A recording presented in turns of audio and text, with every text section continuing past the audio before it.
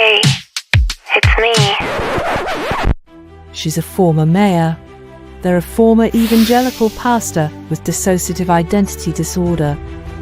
These two like to talk about the topics you're not supposed to talk about. They might cause you to perspire just a bit, but they'll definitely make you inspired. Let's talk religion and politics, and what spirituality and emotional well-being look like in a post-evangelical world. This is Paul and Ashley on Evangelicalish. All right, here we are, everyone, on Wednesday, 9/11. Did I see today? It's 23 years since I started to say the original 9/11. I guess we've had 9/11s for a long time, but the 9/11 we commemorate was 23 years ago now. That's pretty crazy. It's hard to imagine. And I know we all just instantly go back to that place. Like, I exactly remember where I was, what happened when we were on the West Coast. Paul, you were working at a radio station. I was getting ready for work. Our daughter, who's now almost 25, was in her crib. And I was getting ready before my mom would come to take care of our daughter, and I would go to work, and you called and said, turn on the TV. And like, everything changed. Remember it like it was yesterday, and yet all these years have passed. Yeah, crazy day. So now I've been on the road for 32 days. Here I am at home, and where in the world are you? I'm in a little city known as Detroit. Detroit. Some of you may call it Detroit, but I'm here to tell you it is a French word. So I'm trying to like inspire the French. I think it's just so lovely. Detroit. I'm here for a conference with the Kresge Foundation, which is headquartered here in Detroit, and having so much fun. Like, And what is the Kresge Foundation? Kresge Foundation. Here's my little prop for the night. So Kresge Foundation is a private family foundation. Kresge is the K in Kmart. So 100 years ago, the family that founded Kmart started a charitable foundation that continues to this day. And they've been involved in all kinds of cool work, including place-based community development. And there are 4 cities in the United States that have sort of this special partnership with Kresge, and Fresno is one of them. Wow. Along with Memphis and Detroit. And Memphis, Detroit, Fresno. What is the 4th? It's in Cleveland. here. It's in the book. I think it's Cleveland. Yeah. I think you've told me Anyway, that so yeah, before. we can talk about that in a little bit, but I'm just grateful. Did I say Detroit, New Orleans, Memphis, New and Orleans was the other one. That's right. Yeah. New Orleans. But yeah, I'm just grateful to be on this call because about 30 seconds ago, I was in an Uber worried that I would not make it on time and that I was going to miss out. I'm so looking forward to this conversation tonight with, we'll call him Thomas when he's on, but I'm going to call him Dr. Thomas Oord and give him his proper due for his academic credentials that he brings to this conversation. But I've been looking forward for weeks to listening in and being a part of this conversation. So I made it, and I'm glad. You did. And before we get to Tom, we were in different cities last night, but we both were at debate watch parties. And it was, now we went live after the previous first presidential debate of the year. That one was a little bit less fun than last night. Last night was better. And say more about the environment in which you were watching the debate. I have a Tuesday night tavern theology group that is kind of my church, I guess, right now. And we get together at a local pub and talk theology or have some tavern time or whatever we do. And so some of the folks from that came to our house last night and watched the debate, which I was so happy. I was too nervous to watch it on my own. And then we had lots and lots of fun. Okay, so this is my scenario. I'm in a city, like just staying in a hotel. I don't know what's what. I'm at a conference, but I'm not staying at the hotel conference. I'm at a different location. And I'm with some colleagues. There are probably a dozen people here from Fresno. We're all here as a part of this big community development conference. And all day we were stressed. Like, how are we going to make sure we can watch this debate? So we happen to be walking through the hallway in the hotel, and we see a sign for another conference that is actually having its meetings here, and it had this thing, watch party. So we're like, you guys, let's go crash that watch party. So we like get there, and like, the lady like was giving out drink tickets, and we're like, okay, we're not with your conference, we're with another conference, and la la la, and like, can we come in? She's like, come on in. So we got to sit with this other group that was, I don't know, talking about renewable energy and equitable climate solutions. We're like, hallelujah, we'll join you. And gosh, it was about a couple hundred people in a hotel ballroom. We were all on pins and needles, but I'll tell you this. I mean, I knew at the handshake that it was going to be like she was on her toes. And then in his first rebuttal to something she said, she had him on the defense. And I was like, okay, brilliant. Like, that's exactly how it needed to play out. And then she kept it up for 90 minutes. And it was pretty freaking awesome. See, I don't think people are making enough of the fact that she walked over to his podium, stuck out her hand and said, Kamala. Like, I thought that was brilliant. And, Listen. He always mispronounces her name intentionally. And she walks over and sticks out her hand and says, Kamala. And of course, and the microphones caught it, right? Yeah, like they weren't lapel mic'd, they were podium mic'd. And so his mic at the podium catches her being assertive. And oh my God, I knew it. I knew it. And having been in, a few debates in Fresno, like we did probably like 40 debates a year. I'm not kidding you. And like in our little town, like it's kind of a big thing. And obviously it's relative. And I know that I was by no means on such a pressure packed stage, but there is a thing about, you have to come out strong. Like, it sets the tone. If you do not hit it hard right up front, you have a hard time like climbing back on top of the beach ball. And she did. And that handshake was nothing but power dynamic redefined. Yeah. And throwing her name out there. And he couldn't even look at her. I think No, he was just so pissed that he had to he's so debate a woman. And so disrespectful. And I loved that she kept looking at him. And then back to the camera. I mean, it was as flawless a performance as I could. Now, some could say like, Anne, did that persuade voters? I don't know. But what I do know is that if she had not gotten a 10 out of 10 and stuck the landing on that, we would not, like today it would like basically be over. Like I think there's 4 giant steps left in this campaign. That was one of them. There's 3 remaining, but she couldn't do these other 3 if she didn't nail that one. And she nailed it hardcore. I was telling the people at the watch party here, surely he's not going to talk about the dogs being eaten in Ohio. Surely he's not that stupid. And very early, like in the first 7 minutes of the debate, he went to the dog eating. So, and I want to say one thing about that, and then I want to just talk quickly about the Taylor Swift deal, and then we have go to our cool guest things to talk about. But so on the dog thing, I remember distinctly moving to California Central Valley in the mid to late 80s. So in Fresno, large Southeast Asian population who had been transplanted here by the federal government after the Vietnam War. So, if you could, at the time, I kind of as a kid was like, oh gosh, these communities must have been here forever. No, they'd only been in this foreign land, the United States, for like, 10, 15 years. And now we're on like 3rd generation Southeast Asian, et cetera. But like 1st gen, do you know, it was widely rumored, and people literally, like white people warned me when we moved to Fresno, like, be careful if you live next to Southeast Asian families, they'll eat your pets.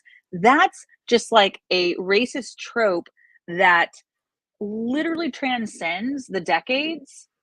And for it to like show up again here, like it's not new or original. Like this is kind of like what xenophobic folks have been saying for a long time, all the time.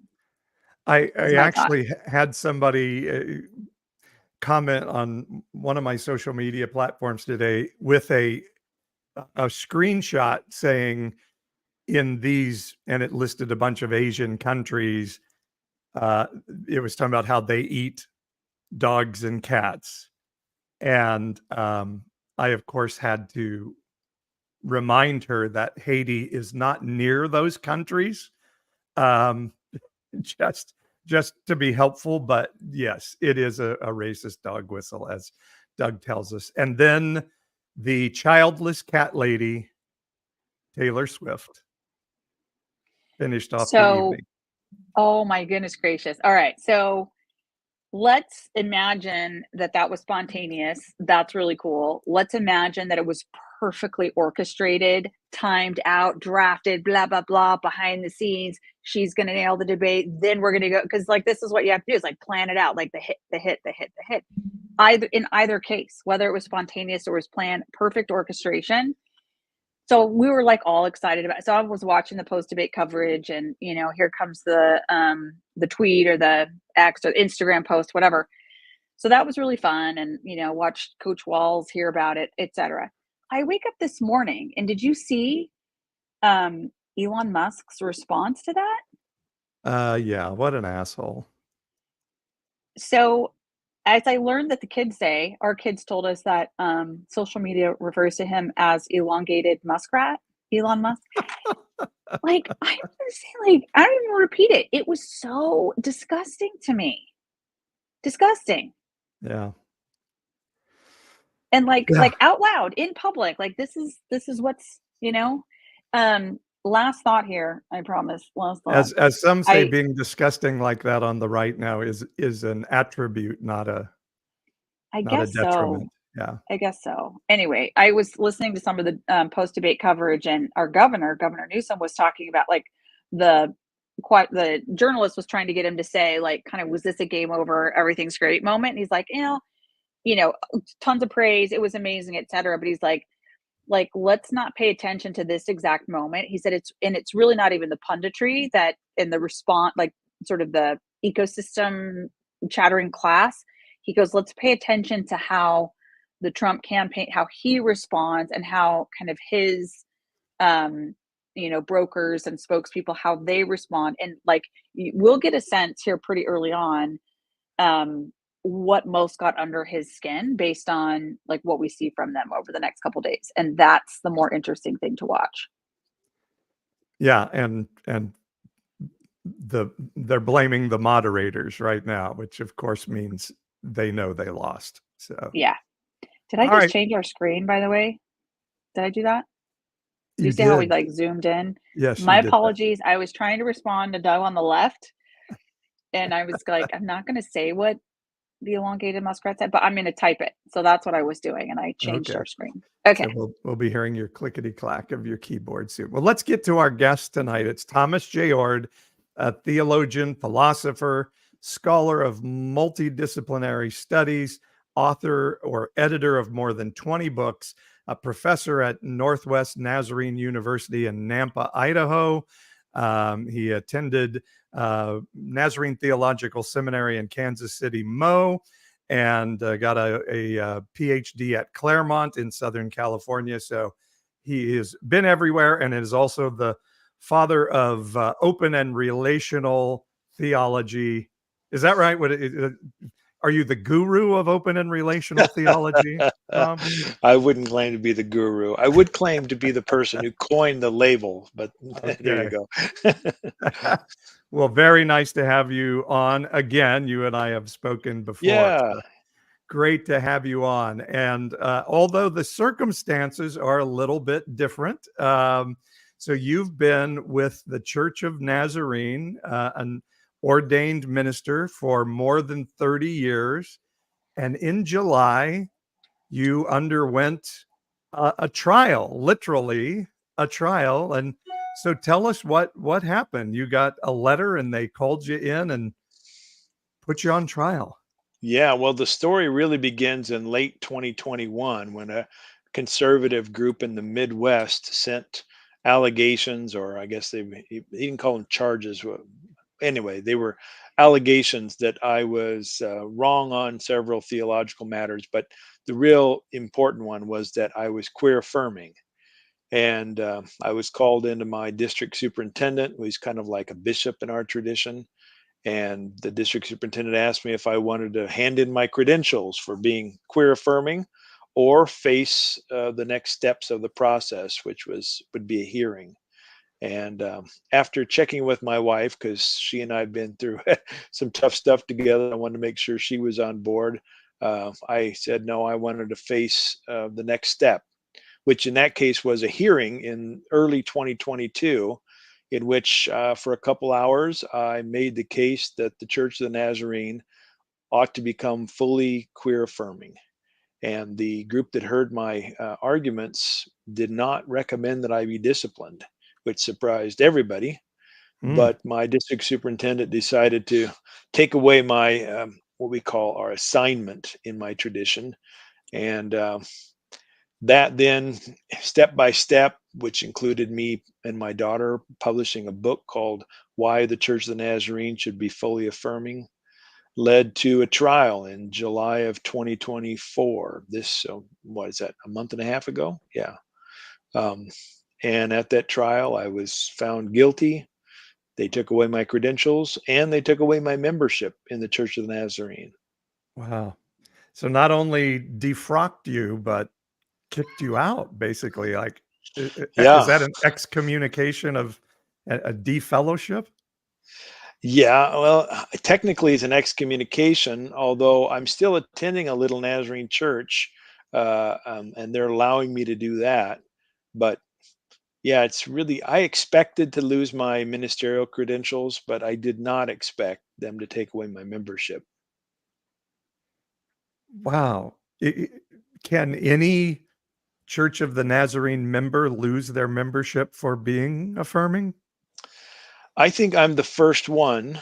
Mm. I know I'm the first one to go through a trial and have my credentials and my membership removed. I don't know of any other person who's had their membership taken away for being queer affirming. You know, a lot of people will walk away from the church voluntarily when they have a change of views on queer matters. And, you know, there's an important place for that. I'm not saying that's worse, you know, somehow lesser than what I did, but I felt like I had the sort of status and the reputation that maybe going through the process could be helpful to queer people and to allies and could maybe inch the denomination closer to a fully affirming position. Yeah, I was going to ask why you and your spouse agreed to go through it, Yeah. because it can't be fun to stand up in No, front of a group that says you're a heretic.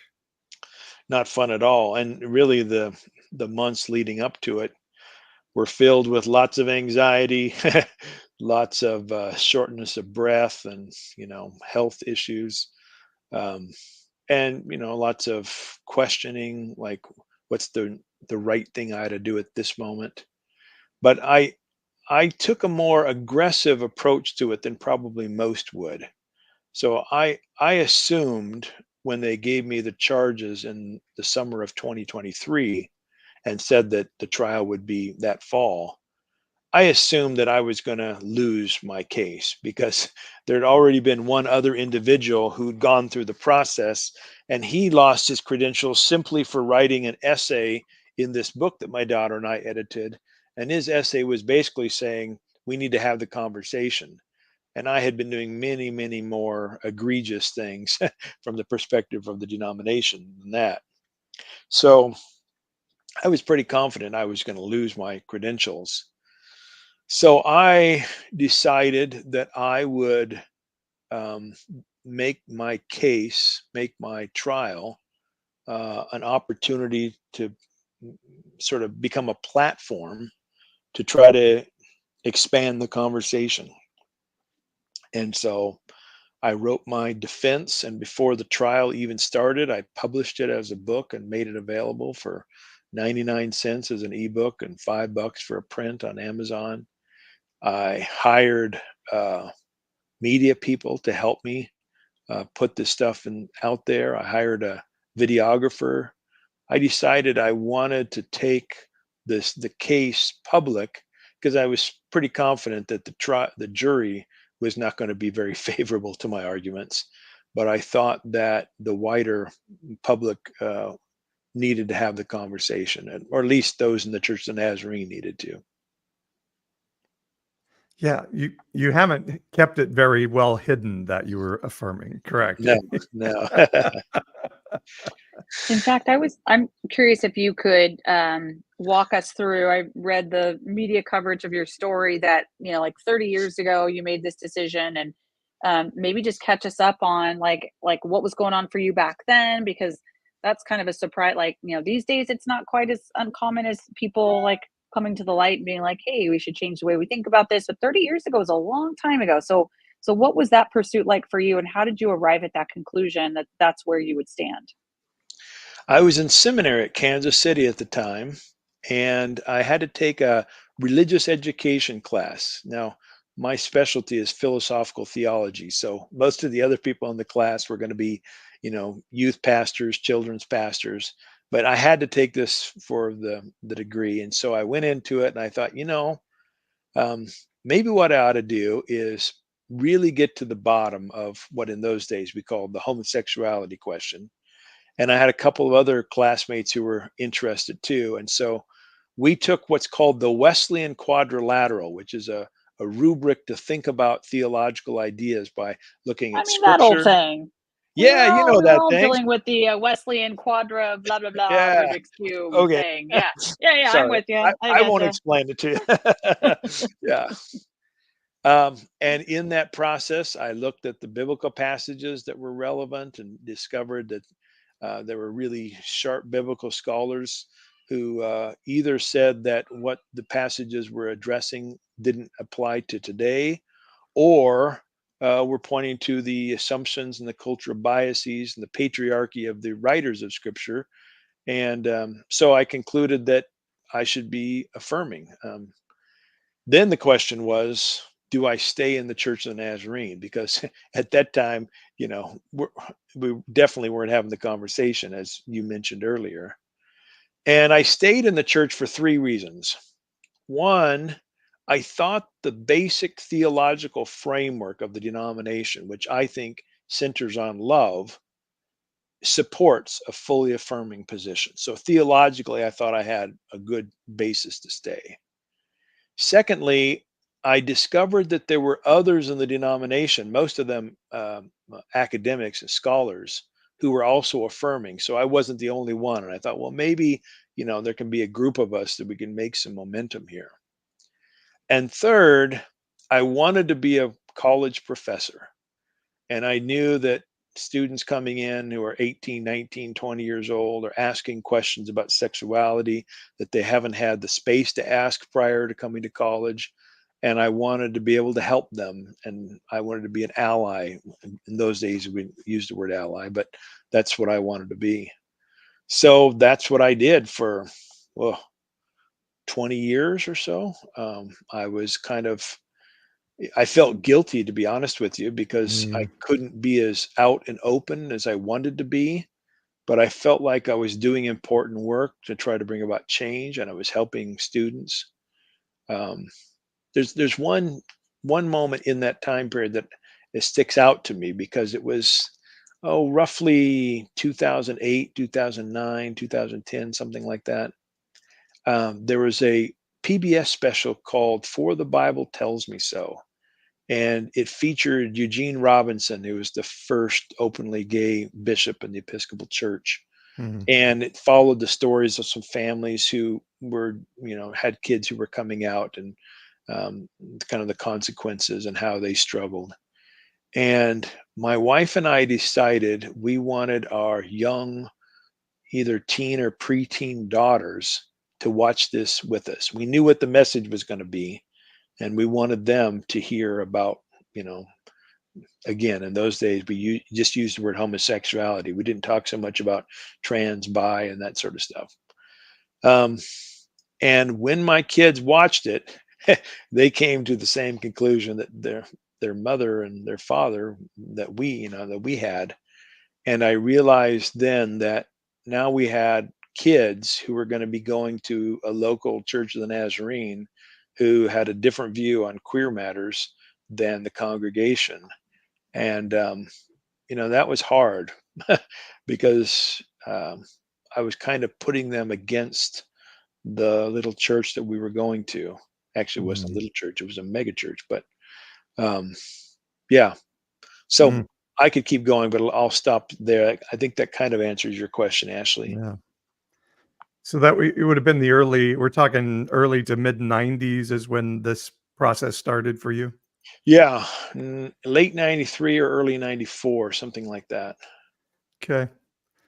Yeah, that was a time of it wasn't quite like the 80s when, AIDS and all of that was going on, but still uh the church. So how did you how do you handle Sodom and Gomorrah and all of the things that and you and I we were talking about 1946 the movie before we came on here.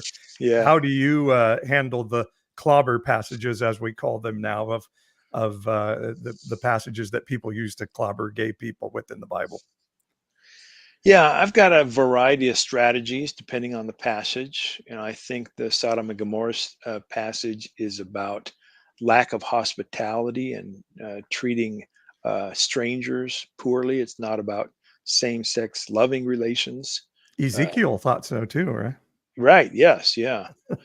I think the Leviticus passage is somehow raised up. That's the one that says a man shall not lie with another man.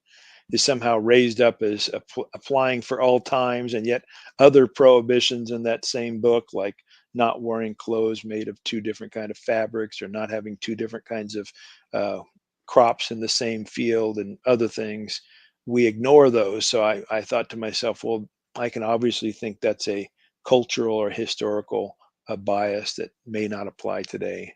I think of all the passages, Paul, I think it's the Romans passage that gets quoted the most, because that in that one Paul is making this argument against idolatry, and he's talking about women, as he puts it, putting aside their natural desires for men and lying with women and men with men. I think that's the one that gets quoted the most. And I like to do a couple of things with that one. One, I like to point out that the Apostle Paul also says it's unnatural for men to have long hair. So none of us think that's necessarily sinful.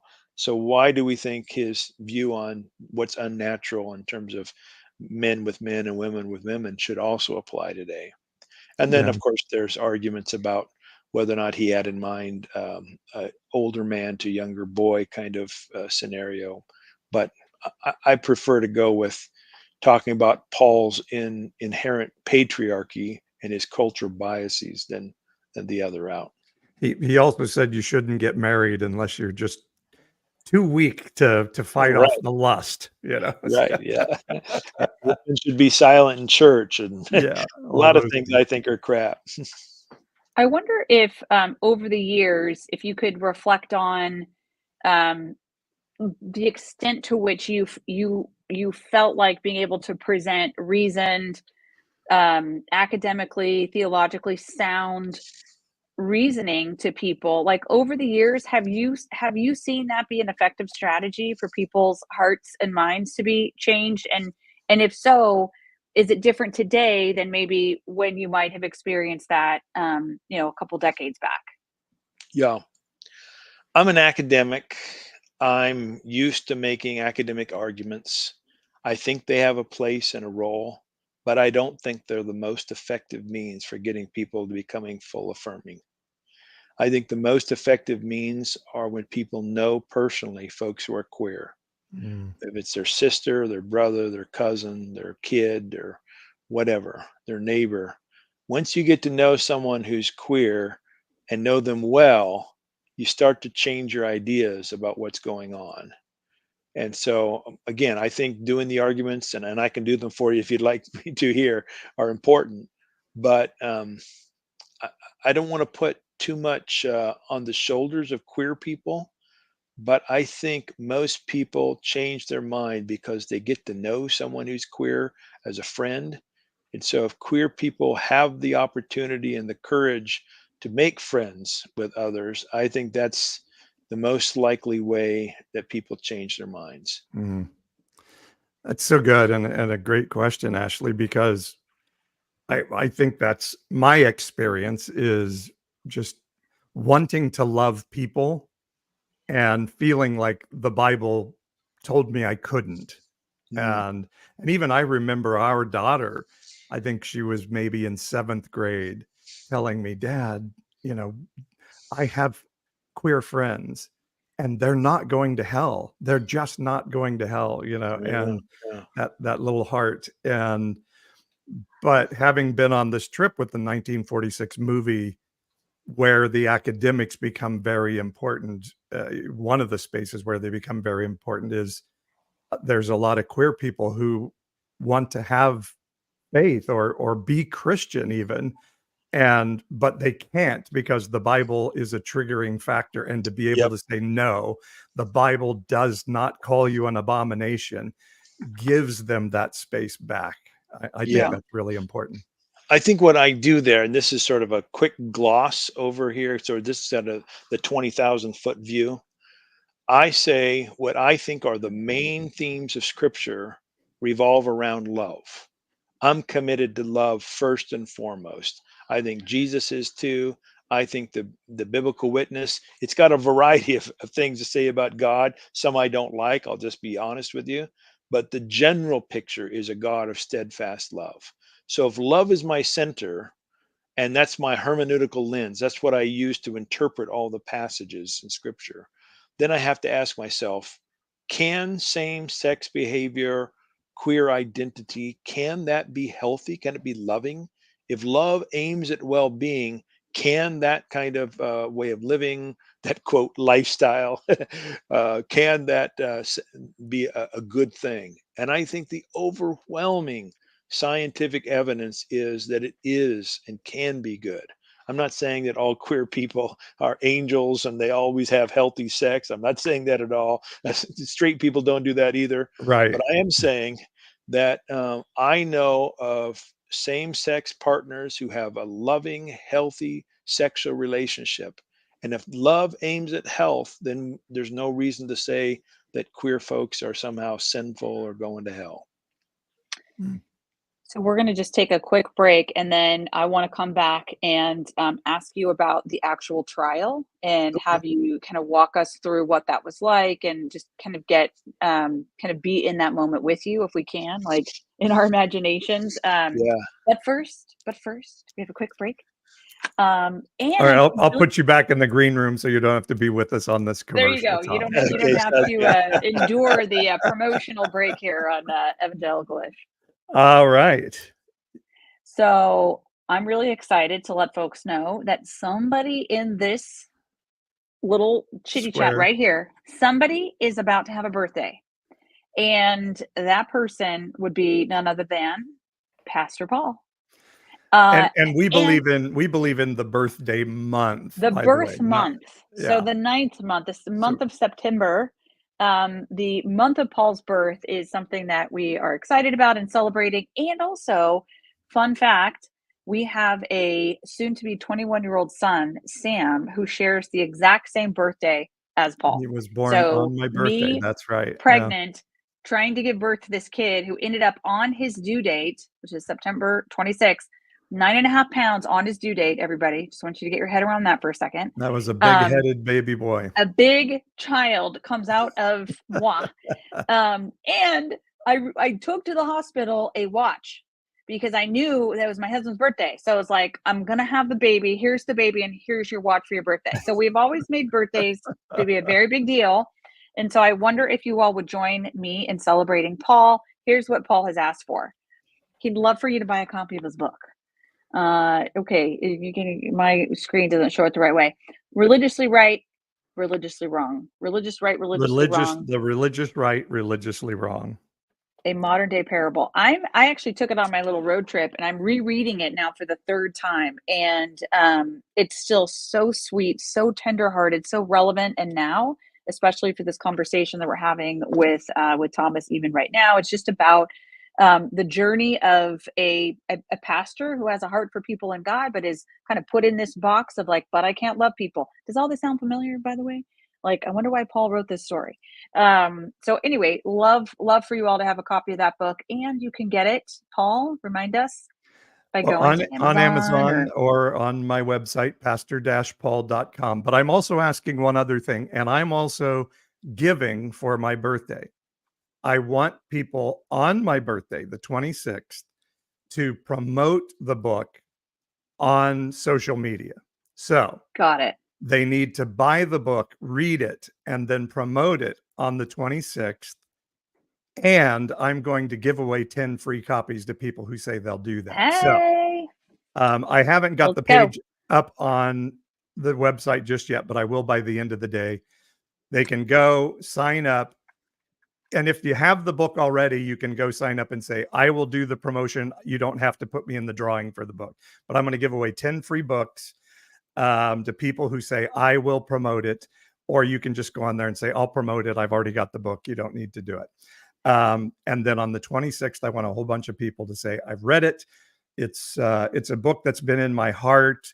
I had all people who prophesied, you're going to write a book one day. And I thought, yeah, that's what Christianity needs, is another book. We don't have enough books out there. That's what the problem is with Christianity. But then I thought, Jesus told story. And so I think I'll tell a story. And so I wrote a novel about what I think Jesus would say to evangelicalism about its right-wing partnership, were he incarnate in America today. And that's what the book is about. And so that's it. Okay. So you can sign up Also, and I get remember. a freebie and promote it. You remember? Sorry, I'm on like hotel Wi-Fi. Sorry about that. Pucky from last week, you are owed an autographed copy of this book, but you have to Truth. send Paul your address. So if you feel comfortable doing that, great. If not, no hard feelings. But we want to make good on the offer last week, and thank you. I saw your hi in the chat earlier, so just wanted to say hi to you and thanks for joining. Richard, saw your comment. So glad you've read it twice. I like weeped, and some of you may know I can be a little bit of a hard ass when I'm like reading documents and reading literature. And like, I was like, kind of went into it like, we'll see if this is a good book. And by the end, I'm like sobbing. It just was really so tender and so sweet. So, yay. Happy birthday to Paul. Love it. All right. So we'll keep talking about that, but it's not on the website yet, but it will be. If you are on my newsletter list, you did receive a link to that survey in the newsletter. So, all right. Is that the only thing we're promoting for this break? I mean, wouldn't hurt to say support, subscribe. You can always do that. And we'll talk about it at the end of the show. So let's get back to our conversation. Oh, I know. Dr. T. We're also going to have my Christian nationalism presentation coming up in a Zoom forum in a week. But we'll talk about that. I'm so glad you mentioned that. Yeah, let's make sure we circle back to that so people know it's coming next week, both Wednesday, our regular time, and then an extra bonus feature next weekend. So yeah, you'll definitely want to stick around and learn about that. Now back to our guest. Welcome back, Tom. All right. Hey, thanks. Just like that. We're back from our commercial break. I feel like I'm hawking like subscriptions to public TV right now. Paul and I actually used to do for fun in our younger days to support our local public television station. Well, people like to tell me, well, Jesus didn't ask for money. I'm like, the Bible says Jesus had rich women who were taking care of him. Come on now. And somehow Judas was stealing money from the money purse. So there had to be enough money in there that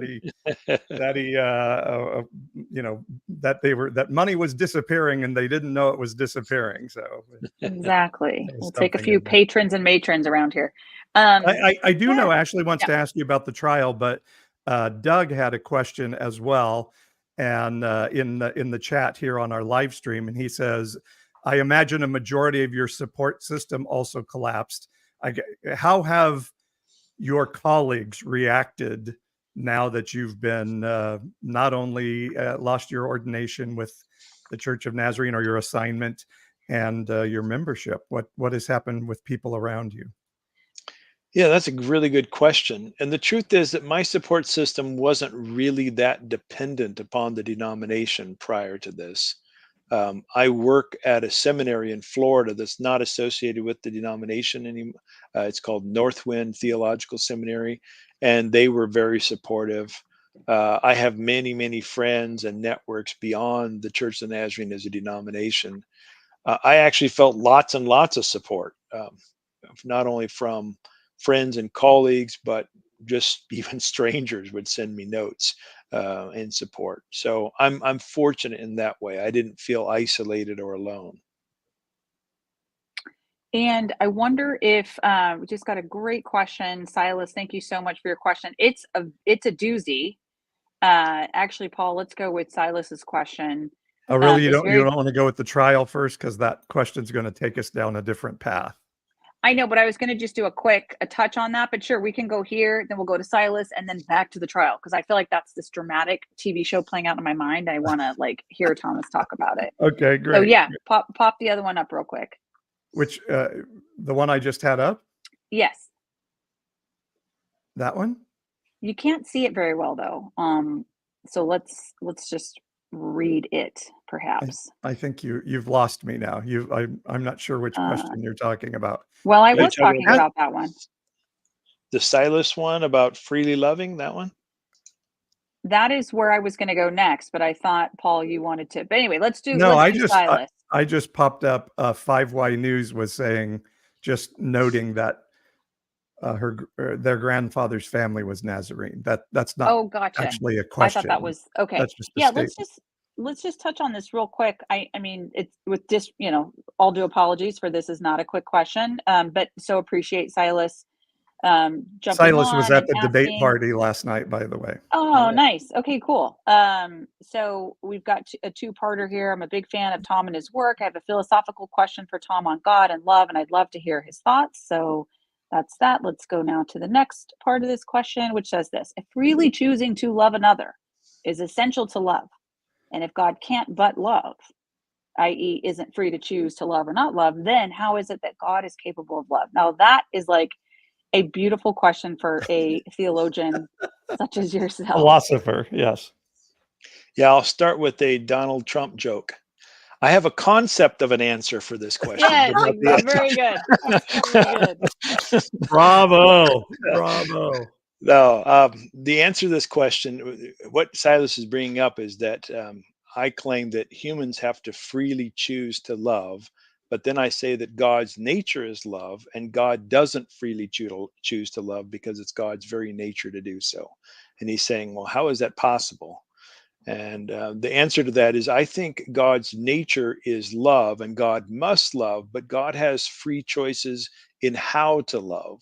And that is linked to metaphysical stuff that will go down the rabbit hole. But if the future is open and God is not 100% certain how things are going to play out, even God has to freely choose amongst options in each moment on what can be most loving.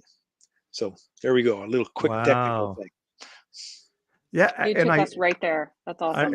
I was thinking about this yesterday, listening to another podcast, and I don't know what exactly your philosophy of heaven is, but if we talk about we can't know happiness without knowing sadness, then in heaven will we not be happy because we'll never know sadness? Will there be no Yeah. happiness in heaven? I don't think we have to know sadness to know happiness. So, but you're right. Most theologians would say that. They would say something like, well, God could have made a world that was perfectly good and there was no evil, but we'd never appreciate it if it was only good. And I think that's crap for a number of reasons. One of them is I don't think God has the capacity to unilaterally create that kind of world. But that's another. But this actually brings up an issue related to our queer question that I'd like to address.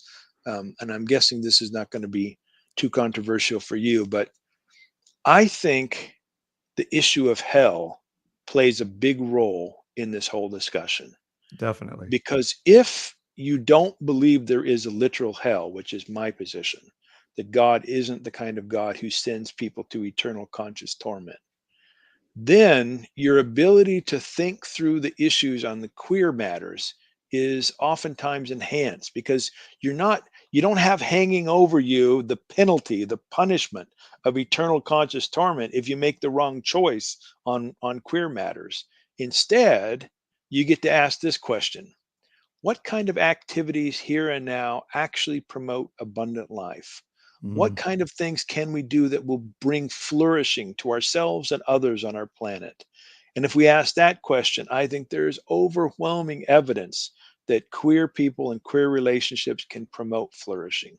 Oh, love it Yeah. so much. Y- Um, You're absolutely right, because when somebody says they're teaching our children it's okay to be gay, what they're saying is they're teaching our children to go to hell, and Yeah, I think that's the and worry. Yeah. our wonderful Yeah. friends Beth and Lori, who have two wonderful children, we have many friends who would say, well, Beth and Lori are wonderful, but they're going to hell, and it's, that you add that into the mix, it makes a very different question, doesn't it? Yep, it sure does. And I know we're getting tight on time here, but we wanted to get those questions in because it's such a privilege to have you with us, Thomas, and just like Thanks. our audience is like so happy, like asking really good questions. But I just feel like, you've paid such a price to stand for and to be aligned to this message of the God of love. And maybe when like a lot of people weren't paying attention, you've paid a price to stand where you have stood. And I wonder if you could just tell us a little bit about like what was it like in that actual moment, because you had this like mini decade run up to, and now you're on trial. What was that like? What exactly was the proceeding? Was it on Zoom? Was it on person? Did you have a lawyer? I mean, like, what? Tell us about that. Yeah, I did not have a lawyer. Okay. Proceedings only allowed me to bring one person. And I decided I wanted my wife there because I planned to spend the rest of my life with her. And I thought we will be talking about this together for a long time. So I want her to witness it firsthand. Besides, when I came home, she would say, well, what'd they say? And I You'd be like, I don't remember. Just calling me Exactly. every day for 30 years. What did That's right. happen? I don't know. I can't remember. But leading up to the trial, I knew the charges against me, which was that I was teaching doctrines contrary to the denomination stance on human sexuality, and that I had acted in ways unbecoming of a minister for trying to advance a fully queer affirming agenda. So, and I had seen the evidence, the quote evidence they had against me. So I had sort of worked out all my arguments, which most of them revolved around the centrality of love. So I felt pretty good going into the trial that I sort of had intellectually or conceptually, I had my ducks in a row. My biggest prayer, Ashley, was that I would not only give an argument for love, but I would act in kind and loving ways. I wanted to be a witness to love in the way I responded. And to me, to be a witness of love doesn't mean I'm a wimpy, passive, not respond to bad arguments when I hear them, but it means that I do that in a respectful way and that I am kind, etc. So that was my big prayer going into this trial. And I'm happy to say that I did act in ways that I'm proud of. In fact, a couple of the jurors in the breaks came up to me and thanked me for my attitude and demeanor during the trial. But my wife and I showed up on the trial day. Things were supposed to start at 8 o'clock. So we got there a little bit early so we could plug in our computer. They walked us into a room and the trial was already set up and people were waiting for us. So we were kind of knocked off kilter at the very beginning. And then when I plugged in my computer, it malfunctioned and I'm dealing with a computer that's screwed up. And it was pretty frustrating there for those first couple of minutes. Then I wanted to record the proceedings and told them that. Well, first of all, they told me I couldn't record. Then I said, I'm going to record. I have that ability because of the state of Idaho. And they said, well, we're going to have to call our lawyers. So they dismissed us and they called back to their lawyers to get advice. And they brought us back in and they said, you have a choice. Either you don't record and we'll go ahead with it, or you can, or we'll go ahead without you. And so my wife, I said, well, we need to talk about this. And we went out and I said, look, I would rather go ahead and have my day in court and make my case. But we did ask for transcripts of the trial and they agreed to give us that. The next big move on the trial. Now I'm getting lots of details here. Are you sure you want this, Ashley? Yeah, I this mean, is I'm fascinating. so in Yeah, it. I'm this is imagining fascinating. at some point you yell, you can't handle the truth. Like, I love oh my it. God, it's so Yes. intense right now. We love courtroom dramas. Well, the trial, the jury was comprised of 5 ordained elders and 2 laity who had been selected by the people in the denomination. All And male, I'm guessing. All male. no, there was 2 Oh, women. 2 women okay. were. All Yep. right. And my opponents, so kind of like the prosecutors, were my district superintendent and the assistant district superintendent. Now, the person who was running the trial made a declaration that none of my witnesses could remain in the room throughout the trial. We had to call them in. And so when the trial began, their main witness was the district superintendent who was on the prosecuting team. So I said, look, this isn't fair. I'm either going to call in my witnesses or their witness, who's the district superintendent, has to leave. And this really threw things up in the air. Fortunately, I got my way on that one. The district superintendent left, and that put all of the weight then on the assistant to run that side of the trial for the rest of the day. That, I think, was a really important moment in the trial because he wasn't as confident, and he didn't have someone to, be a consultant with. And then the folks who were running the trial just said to me, look, we don't know what we're doing. This is the first time we've ever done this. So in some ways that was nice that they admitted that they were clueless, but it also meant problems because, I didn't know exactly how we should proceed. Should I object when someone said something on the other Yeah, side? rules of evidence. I mean, all Yeah, the stuff, all that right? other Yeah. stuff, yeah. And fortunately, they said, yeah, I can object. And so it ran kind of like a quasi-typical trial, except in this case, there was no judge and jury. Everyone was the jury. And there was one jury member who kind of acted as the head of the jury, who more or less called the shots on objections and things.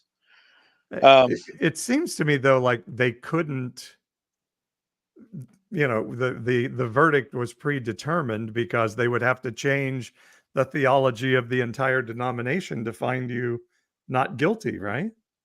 Oh, I think the verdict was predetermined. One of the Yeah. pre-motion trials was that I and my witnesses could not bring up the question of whether or not the statements on human sexuality in our manual should be considered doctrine. So they didn't want to have a theological argument. And yet, I'm being charged with teaching against doctrines from the denomination. So it's a theological charge. And what I did is I brought in some of the very most influential, best known theologians in the denomination to argue on my behalf. And my Wow. jury members, couldn't hold a candle to them Yeah. theologically. Mm. Yeah. Oh, wow. Now, Wow. are your witnesses going to be kicked out now too, or? Well, I'm sure there'll be more things there. A couple of them were retired, Uh, and so they're going to be a little bit easier on them, I'm sure. But it's likely that others will Yeah. go to trial after this. do Have you? you Oh, go have ahead, you Ash. released the transcripts? Like, are they public? I have them, but I haven't released them yet. But I Okay. plan to release them. Yes, yeah. Mm. That's one of I the mean, things I said early on. I want full transparency, and that really yes. pissed off the jury. I have to Um, tell you, this is a screenplay. Somebody needs to make this movie. mm. And playing off Joe's question here in the chat of our live stream, sometimes it's harder for the spouse. How is your wife doing out of all of this, having seen and heard you being accused by Yeah. fellow denomination members of this? This trial was a little easier. So I should say I went through a trial in 2015 at my university over theological matters and lost my job over that. And that was Um, for the open and relational theology? yeah, I mean, technically it was for nothing. It was for the fact they laid me off because of a dip in enrollment. But the trial that I went through had those kinds of questions about evolution, about open and relational theology, all kinds of Mm, stuff. But the trial verdict there was that I was not guilty, and that's okay. why the the president of the university had to lay me off for dip in enrollment reasons rather than theological ones. But I Okay. bring that up because, I lost my job, and that caused a lot of stress in our house. My wife Sure. and I, had a very hard time. This Yeah. one was easier on her in that regard because I wasn't going to lose my job if I lost the trial. Mm. Um, and also, I don't know how to put this. I'll try to put it well. I tried to protect my wife because I know the way she thinks about these issues. And if I talk too much about things related to the trial, her mind's going to get fixated on that. Then she's not going to be able to sleep well, and then yada, yada, Mm. yada. So I Hmm. felt like as a loving husband, I needed to be very careful about how much I talked about my trial to her so as not to burden her too much. And that's a delicate balance because she's my best friend. And so I want to talk to my best friend about what's going on. And yet I also know that, and she knows that about herself as well. So it's not like I'm trying to, I don't know, pander or something. Um, so she was a big support for me Wow. during the trial. She had some good advice several times that I followed. And again, just having her there with me to witness it, that was a really smart move on my part, I think. And I say that from being, my official title was first dude of Fresno when Ashley was mayor, Yeah. and she would be in conflict with somebody, and I'd be so pissed off, Yeah. and then someday I would be like, "Oh, that person's horrible," and she'd be like, "No, no, we talked it, we made up," and I'm like, "Well, Right. I didn't make up with them, I'm Yeah. still pissed," and It's uh, like secondhand smoke. You don't get the yeah, filter. It's actually Yes. worked for you, you know? Yeah. And I'm Yeah. sure you have different personalities too. I mean, in my wife and I's case, in the first trial that I went through, and when I lost my job, she had a hard time going out in public and going to churches of Nazarene oh yeah, because of Totally. she I was get that. worried about, what people were thinking. Yeah. I, on the other hand, I walk into those churches like, "Hey, I'm still here. You can't get rid of me." Like I'm defiant, Yeah. you know? I wonder if Paul and Ashley can relate to that scenario. yes, we can. Yes, we can. I I Yes, we also can. I also remember once we were driving in my car and the local right-wing news talk station was uh, talking critically about Ashley, and our son, who he probably would have been 8 or 9 at the time, maybe was he all of a sudden he says, "Is that guy talking about mom?" And I'm like, Ah. "Yeah, he is." And he's like, "I'm gonna go through the radio and punch that guy right in the face." Yeah, I love it. Uh, which Oh, is sweet funny. Sam. Well, that's Yeah. Um, actually another element that I should just throw in real quickly here. I have 3 daughters and a son-in-law. Oh, They're in yeah. their 20s and 30s, and they were supportive for me. They were helpful, so I appreciate them. No, that's wonderful. it Well, you awesome. when What, Ash?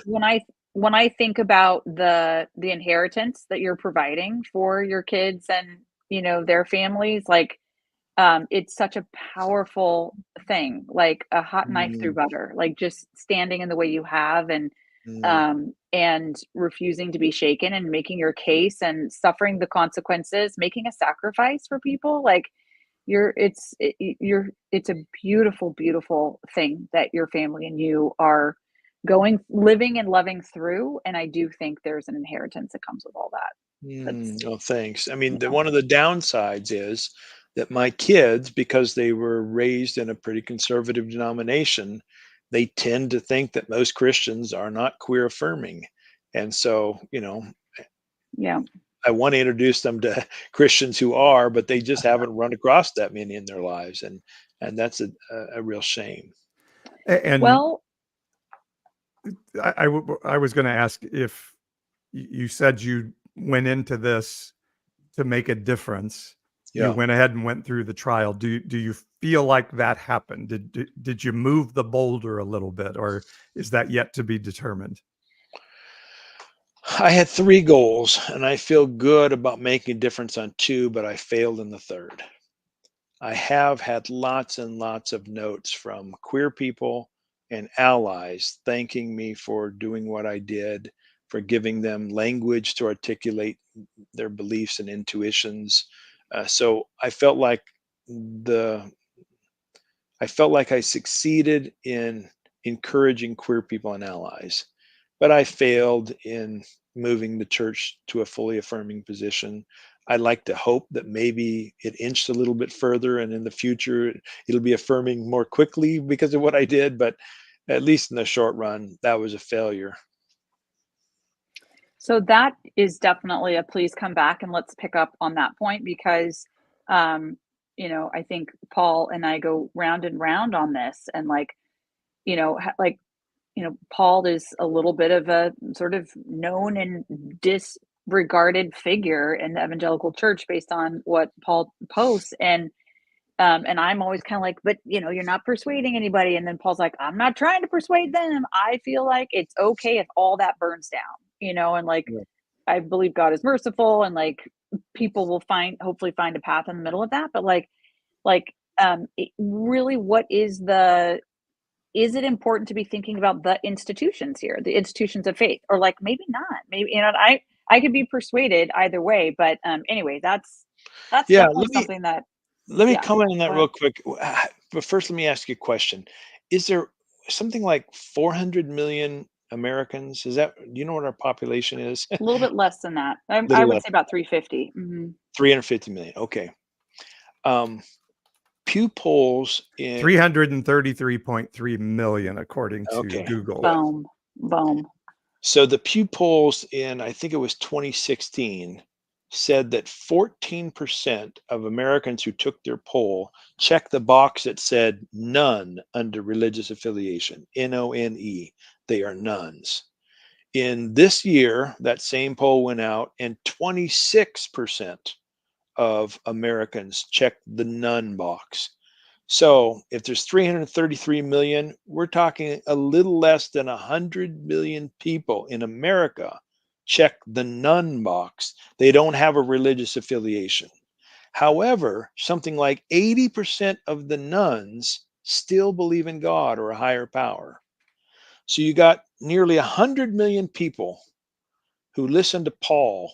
Well, I like to think they all listen to you, Paul, but That would be great. there's 100 Seeing the million hate people. mail, you might think they do.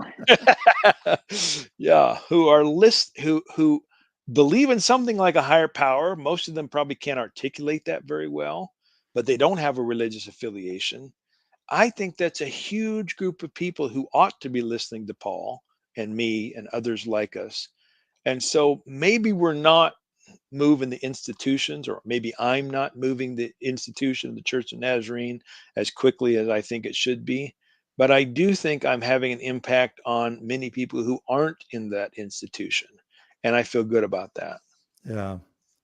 Yeah, I think I think that's very true. And I haven't looked lately, but I used to quote one of the uh, uh, surveyors who said we were at the lowest church attendance ebb in American history, Mm, but at the highest spirituality ebb. mm, We had the least church attendees, but the highest amount of people who said they were spiritual. And I think there's something good about that. And I always kind of come back to Jeremiah saying, we all love Jeremiah 29:11, but that came in the middle of Jeremiah saying, yeah, the Babylonians are going to take us over, and that's God's mercy for that to happen. Or yeah. Jesus saying the temple is going to be destroyed, and that's happening. He didn't say pray that it doesn't. And so maybe there are times these things have to be broken down. But I You also know, have to believe you moved something. You and your family moved something in what you did, because Mm, sacrificing self for love and 100%. purpose always moves mm, something. And so I That's do it. believe you That's moved where you influence moved comes something from. in the universe for Yep. sure. I have to say, I grew up thinking that, because I'd hear all the statistics. I grew up Southern Baptist, and it was like, oh, thank God for us. And Jesus is kind of cool too. I literally as a kid once told my dad, who was a Southern Baptist preacher, Jesus was a good Christian and a very good Baptist. So I believed in the institution. That's what I was taught to believe. And we would quote the America's a Christian nation, and we thought it was because of the institution. now I'm like, no, actually, never mind any of that. Like, people have the Spirit of God in them. Mm, It's like we start with that. And if you are letting go of that original sin thing, and the institutions are what is bringing God into, no. It's like, it's the magic of the divinity, and it is in us. And mhm. so actually the institutions aren't really factoring into that at all. It just is. Yeah. So I guess maybe I worry a lot less about the institutions now because of that.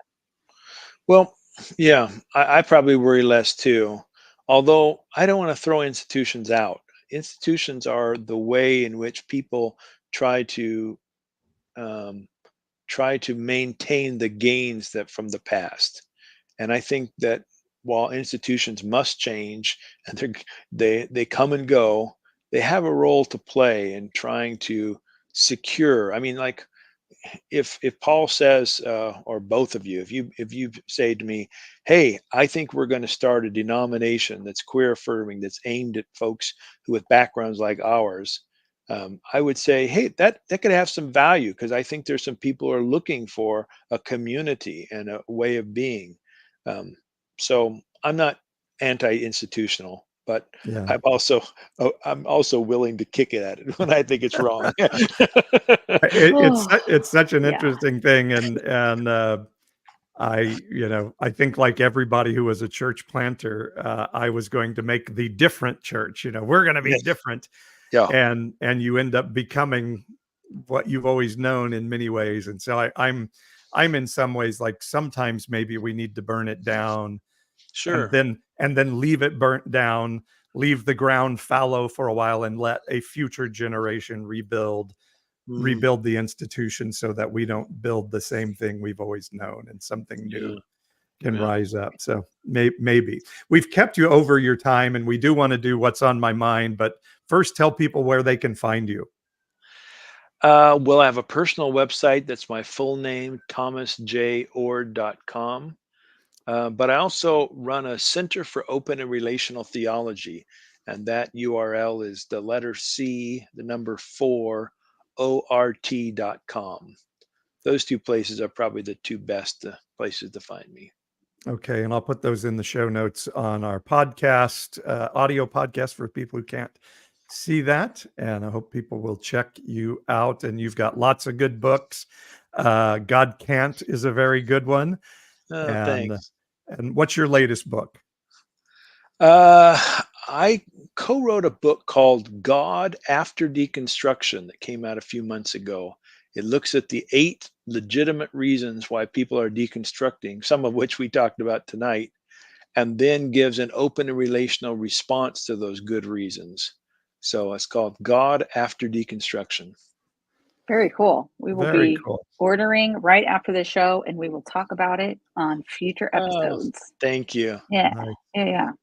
All right, we're finishing with what's on my mind. Ashley, what's on your mind tonight? Well, first, what's on my mind is just how special it's been to have Thomas with us. So thank you so much, Thomas, and what a privilege. And please Mm, thank your family for us for the just the road you've been on. mm. And we hope to stay in touch. Um, and we should let our guests go. Yeah, I mean, it's like 10 o'clock, 10:15, probably where you are. No, No, no, he's no. he's in I'm in. Idaho. Yeah. Idaho. Sorry, He's in I'm the Mountain one that's Time. in the East You're at Coast, 10 and o'clock. I'm like, I got to go meet my friends at the bar. That's what's on my mind right now. Um, anyway, yeah, no. What's okay? So what's on my mind? I've had two interesting thoughts, like reading, and then I was at a conference today, and this guy kind of said the thing that I was thinking, which I love that. So I'm just thinking about this inner journey and like spiritual transformation that comes from like God in you and like working through your stuff and obviously dealing with our parts work that Paul and I are doing together. And I was reading something and I can't even remember what it was, but it was talking about like maybe we're living in a moment where a whole bunch of human beings are sort of accessing this inner spiritual journey, and maybe just maybe we're on the brink of some kind of population level shift in consciousness. Now, I never in a million years thought I would ever string those words together. Like if you would have said, so if you go back to like 1994, Ashley, and you're like, someday you'll be talking about, shifting consciousness, I'd be like, get thee behind me, Satan. Um, but I'm now getting it, and there is something going on with just like this openness to a different way of thinking that is not competitive and that doesn't have an agenda, that is respectful of and like taking in and being aware of the presence of love and like being good with just that and not trying to work it and not trying to manipulate it in some way. So that's kind of what I mean when I say the shift in consciousness. I'm finding more and more people talking that way. Well, wouldn't you know it? I go to this conference today, and this person who's from this nonprofit policy center in the Bay Area that does a ton of work around the country on social justice issues. And this nonprofit executive stands up and says these very things, like in this, like, what if we are the ones who will build the nation that isn't yet? What if it's in us to do that? And like, we don't need permission and just all like, what the frick is happening? Maybe there is something to this. The thing I was reading was talking about how like you go back, thousands of years, and the consciousness level and like what human beings were dealing with, that obviously very different than where we are today. So clearly our species evolves. And maybe it's the case that we're just about to pivot to like something our kids and grandkids will swim in or something. I don't know. That's what's on my mind. Yeah. Well, we have to be spiritually connected because like just, we thought we were the only ones in the world deconstructing. And then I go on social media and like, oh my God, there's like, we're late to the party. There's a whole bunch of people doing this. And then conversely, like the right-wing stuff happening in our country, Germany's having that problem now in their elections. France is having to fight that. So clearly there's a connection in humanity on this stuff.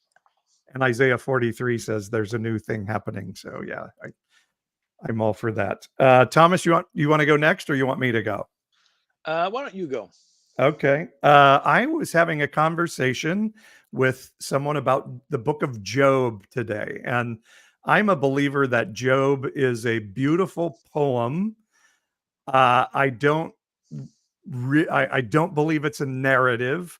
And this person was very upset with me that and was telling how Ezekiel believed Job was a real person because they listed Job in a sentence with Noah and Daniel. But I just have a problem believing that God is sitting in heaven somewhere entertaining Satan, and they're having a conversation saying, I bet if I kill Job's kids, he will curse you. And God is like, I take that bet. And so then Job's kids get killed and his animals get killed and all of this stuff. And then at the end of the story, Job gets new kids and he's like, okay, I'm good. I lost all my children, but things are good. I just don't believe that's a narrative story. So dealing with the Bible as myth or mythological writing of some version of something real that may have happened, I guess, is on my mind tonight. But I don't know any father that would say, well, I have new kids, so I'm all good now with the kids that I lost before. I don't think that happens. No. What's on your mind, Tom? Well, I'm always speaking into my phone ideas that I wanted to put into future books. And I've been working on putting ideas on my phone for a book on photography, philosophy, and theology, because I'm a photographer as well. Oh, wow. And today I had this idea. There's a famous photographer named Cartier-Bresson, who is famous for this photograph of this guy jumping over this puddle. And he talks about the decisive moment, the moment in which you click the shutter to make the image. And as I was thinking about the decisive moment and my own metaphysical assumptions that we are momentary creatures, that we are drops of experience, that it's experience all the way down, I thought I need to write a chapter in which I start with the decisive moment, talk about our lives being comprised of moments, and then move into the notion that maybe existence itself is experiential or occasions, made up of occasions. So it's probably got nothing to do with what you guys talk about in this show, but that's what I was thinking about. It's what's on your mind. There you And go. Super that's- interesting. That is Super interesting. So I haven't is the reflection of the person in the puddle? Is it? I'm going to have to check out this picture of this person Yeah. jumping the puddle. I should have been bringing that image up when you guys were talking, so I could. Well, I guess I don't know if I can share screen, but anyway, look up Henri Cartier-Bresson.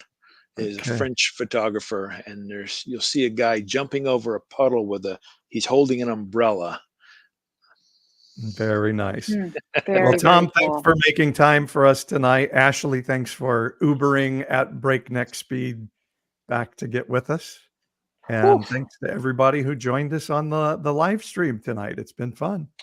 Let's just say a quick word next week, our game plan, so everybody can keep us on task. Next week, our thought is Paul is going to do a little bit of an overview of what he went on the road to 15 southern cities and his talk on Christian nationalism. So you'll get to hear that. If you didn't get to make it to one of those 15 cities, you'll get to hear it next week. And then if you're really interested in the topic, you want to unpack it, learn more, special Zoom session on Sunday, the following Sunday. Paul, how do people learn more about that? They just email you off your website?